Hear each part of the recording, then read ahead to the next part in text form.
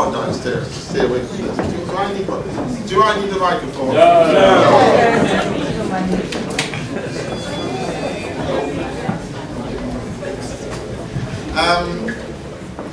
I just want to welcome you all, first of all, on this beautiful summer's evening.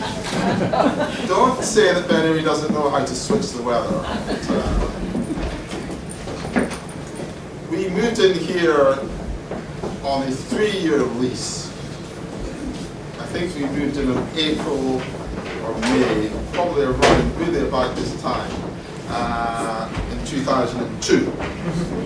And I remember distinctly asking my colleagues on the board whether we were right, because I didn't know anything about charity law and all this sort of stuff, because we're going to sign a 3-year lease, but we're going to be out of here in 2.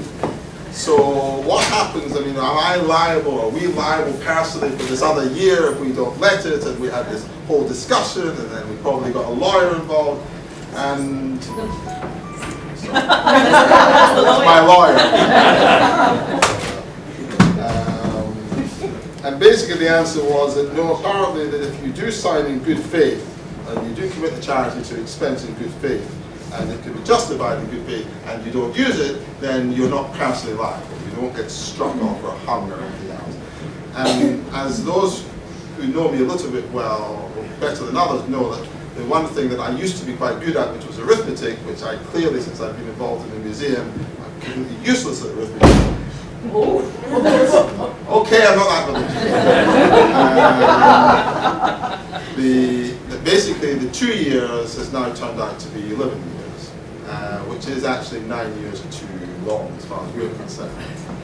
But as Joe Headley, who is a distinguished curator and is a great friend of the museum and on our international advisory board, and he ran the Contemporary Art Society with such great applause, and I could go on and on and on, told me once that, David, running a museum is not running a business. It may have similarities of process, but what takes 6 months in the business or 2 years in the business to become Facebook or whatever it else takes a generation and 2 generations in the museum sector. And of course, I never believed her, but I do believe you now. And we took the view that we would not show the permanent collection at all outside temporary exhibitions, that we would shoehorn in some of our works. Because everybody knows in a museum, if you're showing your permanent collection, you can always go and see it tomorrow. So therefore, there isn't the impetus to actually go and see it. And so we decided that we would build a range of temporary exhibitions that would hopefully knock socks off, which I think, generally speaking, we have done. And we've been building and building the collection. We've acquired well over 200 works. We thought it was 200 works, but when we did our stock count, we found out it was well over 200 works in literally 11 years. And last year, 18 months ago, we were, 2 years ago I suppose, we were offered the opportunity by Sotheby's, and I can tell this story regularly when they phone me up, because I always tell the auction houses, if you ever get a painting that's got our name on it, don't wait for it to go into an auction sale. Phone us. We'll try and do something. And they phoned and they said, I don't suppose a soutine, £1 million soutine plus, is in your price range. And I said, you're absolutely correct. It's absolutely because it's come in and we just thought it. I said, I'll be there in an hour. and that's the soutine there, right? And the Heritage Lottery Fund, of which they are part tributes, the Heritage Lottery Fund said, we will give you a bucket load of money. And it really was a huge bucket load of money. But you have to show it. You have to now, you're fed up giving you all this money to buy wonderful paintings, but you don't show them. You lend them, but you don't show them. So you have to dedicate a space in your small gallery to show highlights of your collection, including our friend Mr. Suti. And we said yes. Because to be honest with you, we would have said yes to anything to ensure that we managed to acquire this painting. And that's really the stimulus why we have now said that apart from the autumn extravaganza, which Rachel Dixon and Sarah McDougall, our 2 wonderful senior curators at the back there, are presenting for everybody, which is the centenary of the London Group exhibition, which will be completely soft-blowing and mind-blowing and everything else.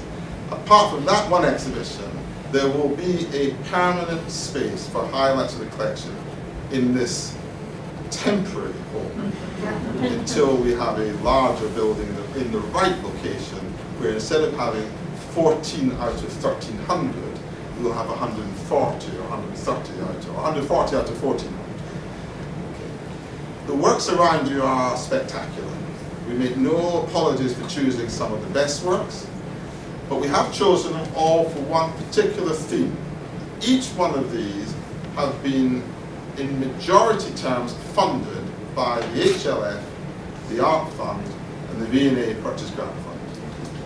And I regularly say it, I'm going to say it again for anyone who does not know, that these three institutions are literally the oxygen tank and the blood transfusion of museums in this country in terms of our ability to buy work for you, our public.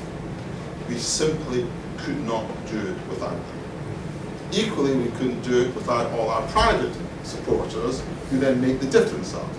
But if you imagine that we've added over £4 million worth of value to the collection in financial terms, we've added over 400 trillion pounds worth of intellectual value, but in terms of financial value, it would not have been possible without these institutions. The only one that you can support, by the way, is the Art Fund. Well, you can support the Lottery Fund as well. You can buy their tickets every week. So yes, you can buy your tickets every week, please, and you can become a member of the Art Fund, because they are absolutely, truly wonderful institutions, as are all the private supporters. Some of you here tonight who help us acquire these works. And then something very special happened. About 3 years ago? 3 years, yeah. We sort of made contact. This is Daniel Quintero, who is a wonderful man and a wonderful artist who has flown all the way from Madrid to be here this evening. And we started to email. Yeah. And you can correct me if I'm wrong, but I think we sort of hit it off over email. Yes, we email all the time. And that's always something special when that happens. And we have a collections committee, as we have an exhibitions committee, and I asked the collections committee to look at Daniel's work, because he sent us a catalogue, and I said, you know, we don't have the space to have an exhibition of Daniel's work, but wouldn't it be fabulous to have an example of Daniel's work? And I have to tell you, it was about the quickest decision that was made over many, many collection committees. It was a completely unanimous yes. And then I wrote to you, and then I thought I was going to get, maybe if we were lucky, yes, if we were lucky. I can tell you now, because you've given it to us. If we were lucky, we were going to get a portrait of some Spanish gentleman who you've taken, and you think, oh, what am I going to do with Pedro here? But no, that's not what happened. What happened was an email that said, well, I think the most appropriate painting for your museum to have would be a portrait of Sir Norman Rosenthal. I do not need to tell you how excited we were. Not just because it's Norman, who happens to be on our international advisory board, so there was a close relationship. But the picture's spectacular. So to put the two together, when I circulated it, again, it was basically wow. It was a wow. And the picture is right behind you, and Norman was here this afternoon. He's a little bit under the weather at the moment, that's why he can't be here this evening. He can't take crowds. But he stood there, and don't tell him I told you, okay? And he stood there and said, I think I'm rather good looking at that time. So, and an artist never lies. So, from our point of view, tonight's a very, very exciting night. It's the first time that the new Ben Uri, which is now no longer so new, it's 13 years old, is dedicating a permanent space to the highlights of our collection. But I do repeat, please understand, this is 14 works of 1,302 or 3, maybe it's 3 now with this work. It doesn't scratch the surface of the hidden jewels that this museum has got to show. So what I'd like to do on that is to say, would you please, Daniel, just say a few words, give us the honor of saying a few words about the painting, about the circumstances, about your work, because we genuinely owe you debt and we're very excited to have you. Ladies and gentlemen, Daniel Quintero.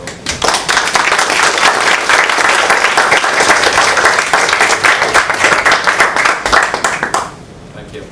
Well, I don't know what to say at the beginning because my English is not very good, and I will try to do my best.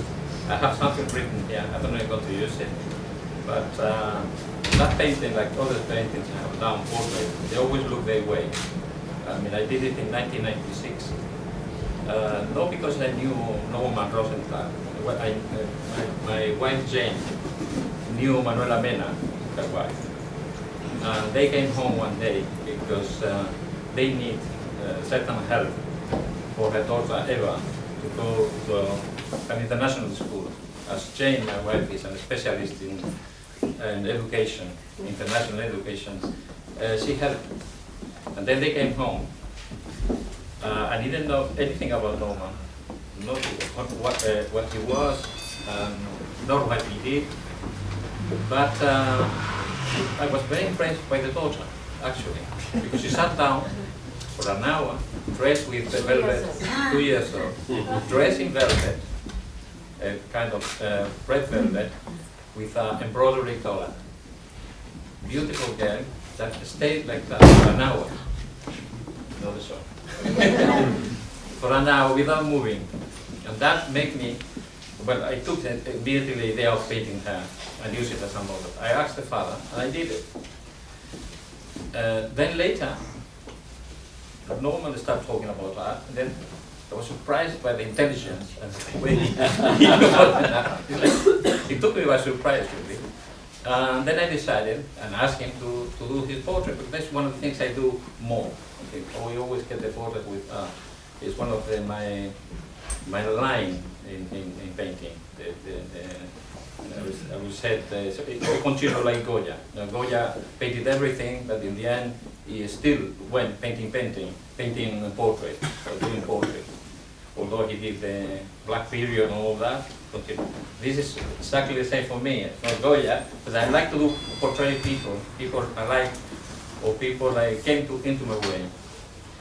Well, I did that painting. That painting was hung at Marlborough Fine Art in a group exhibition in 1996, and later I had a solo exhibition in Oviedo in a modern art center. Also, I hung that painting there, and then I kept it always near me, because we are very good friends with Manuela and the daughter. They have been growing since then, no?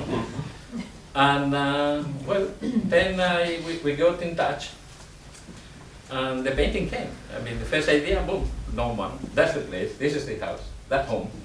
Go back to London, and thanks to David that kindly accepted, the painting is back. I mean, the painting is here. This is the reason. I mean, it wasn't because he was famous or he did something. No, it's just the painting came along naturally, and exactly the same way it came to the Ben Uri Gallery naturally. Thank you very much. Thank you.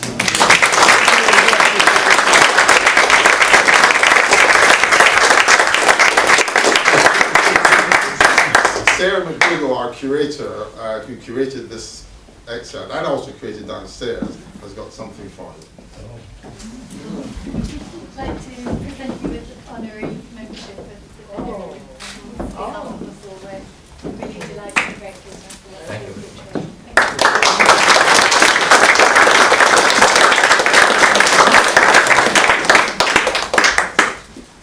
And I'll do too. I get the good jobs. Thank you. They've both literally flown in tonight from Madrid, so Thank you very much. Can I just read what it says? It says, the trustees are delighted to confer the title of honorary member on Daniel Quintero in tribute to his generous gift to the museum's collection of his 1996 portrait of Sir Norman Rosenthal and his encouragement and support of the mission and vision of Ben Uri. Thank you very much.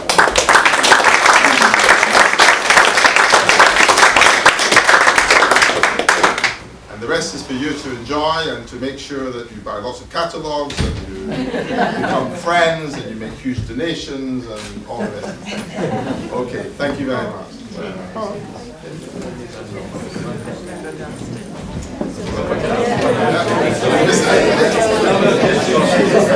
Yeah.